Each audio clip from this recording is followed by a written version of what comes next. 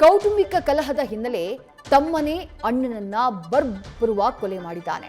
ಮಲಗಿದ್ದಂತಹ ಟೈಮ್ನಲ್ಲಿ ತಲೆದಿಂಬಿನಿಂದ ಉಸಿರುಗಟ್ಟಿಸಿ ಅಣ್ಣನ ಹತ್ಯೆಯನ್ನ ಮಾಡಿದ್ದಾನೆ.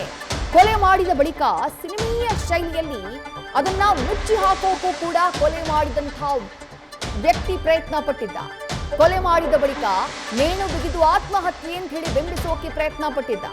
35 ವರ್ಷದ ಬಸವರಾಜ್ನನ್ನ 30 ವರ್ಷದ ಆತನದ್ದೇ ತಮ್ಮ ಶ್ರೀಧರ್ ಬರ್ಬರುವಾಗಿ ಹತ್ಯೆ ಮಾಡಿದ್ದಾರೆ. ರಾಯಚೂರು ಜಿಲ್ಲೆಯ ಲಿಂಗಸಗೂರು ಪಟ್ಟಣದಲ್ಲಿ ಈ ಕೊಲೆ ಪ್ರಕರಣ ನಡೆದಿರೋದು. ಘಟನಾ ಸ್ಥಳಕ್ಕೆ ಎಸ್ಪಿ ಹಾಗೆ ಪೊಲೀಸ್ ಅಧಿಕಾರಿಗಳು ಭೇಟಿಯನ್ನ ಕೊಟ್ಟು ಪರಿಶೀಲನೆಯನ್ನ ನಡೆಸಿದ್ದಾರೆ. ಕೌಟುಂಬಿಕ ಕಲಹದ ಕಾರಣಕ್ಕಾಗಿ ಈ ಕೊಲೆಯನ್ನ ತಮ್ಮನೇ ಮಾಡಿದ್ದಾನೆ ಅನ್ನುವಂಥ ಮಾಹಿತಿ ಸಿಗ್ತಾ ಇದೆ. ಅಣ್ಣನನ್ನ ಮರ್ಡರ್ ಮಾಡಿದಂತಹ ನಂತರದಲ್ಲಿ ಪ್ರಕರಣವನ್ನ ಆತ್ಮಹತ್ಯೆ ಅಂತ ಹೇಳಿ ಬಿಂಬಿಸುವಂತಹ ಪ್ರಯತ್ನವನ್ನ ಆರೋಪಿ ತಮ್ಮ ಶ್ರೀಧರ್ ಮಾಡಿದ್ದ. ಮತ್ತಷ್ಟು ಡೀಟೇಲ್ಸ್ ನಮ್ಮ ಪ್ರತಿನಿಧಿ ಶ್ರೀಕಾಂತ್ ನೀಡ್ತಾ ಹೋಗ್ತಾರೆ. ಶ್ರೀಕಾಂತ್, ಸಂಬಂಧಗಳಿಗೆ ಬೆಲೆನೇ ಇಲ್ಲದೆ ಇರುವಂತಹ ಕಾಲ ಇದು. ಅಣ್ಣನನ್ನೇ ಕೊಲೆ ಮಾಡಿದಾನೆ ತಮ್ಮ, ಬಟ್ ಆತ ಸಿಕ್ಕಾಕೊಂಡಿದ್ದು ಹೇಗೆ ಅಂತ ಹೇಳಿ.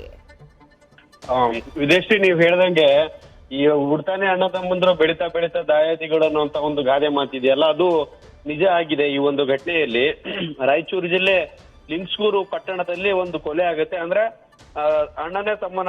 ತಮ್ಮನೇ ಅಣ್ಣನನ್ನ ಕೊಲೆ ಮಾಡಿರುವಂತದ್ದು. ಅದೇ ರೀತಿಯಲ್ಲಿ ಈ ಒಂದು ಅವನನ್ನ ಕೊಲೆ ಮಾಡಿ ನೇಣು ಮಾಡ್ಕೊಂಡಿದ್ದಾನೆ ನಮ್ಮ ಅಣ್ಣ ಅನ್ನುವಂತ ಒಂದು ಅಲ್ಲಿ ಅಳಲನ್ನ ಅಲ್ಲಿ ಅಳ್ತಾ ಇರ್ತಾನೆ.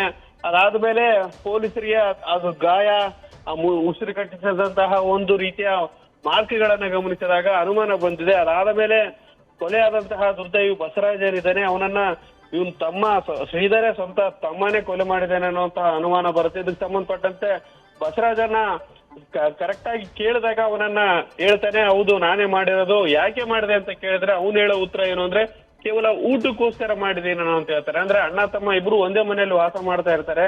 ಏನೋ ಊಟದ ವಿಚಾರವಾಗಿ ಅತ್ತಿಗೆ ಏನೋ ಹೇಳಿರ್ತಾಳೆ, ಆದ್ರೆ ಅತ್ತಿಗೆ ಬದಲಾಗಿ ಅಣ್ಣನನ್ನೇ ಮಾರ್ಮಿಕವಾಗಿ ಕೊಲೆ ಮಾಡಿರುವಂತದ್ದು. ಈ ಬಗ್ಗೆ ಲಿಂಗಸೂರು ಪೊಲೀಸ್ ಸ್ಟೇಷನ್ ಅಲ್ಲಿ ಪ್ರಕರಣ ದಾಖಲಾಗಿದೆ. ಆರೋಪಿ ಬಸವರಾಜನನ್ನು ಸಹ ಸದ್ಯಕ್ಕೆ ಪೊಲೀಸರು ಅರೆಸ್ಟ್ ಮಾಡಿ ಹೆಚ್ಚಿನ ತನಿಖೆಯನ್ನು ಸಹ ಕೈಗೊಳ್ತಾ ಇದ್ದಾರೆ. ಥ್ಯಾಂಕ್ ಯು ಶ್ರೀಕಾಂತ್, ತಮ್ಮೆಲ್ಲ ಡೀಟೇಲ್ಸ್ಗೆ.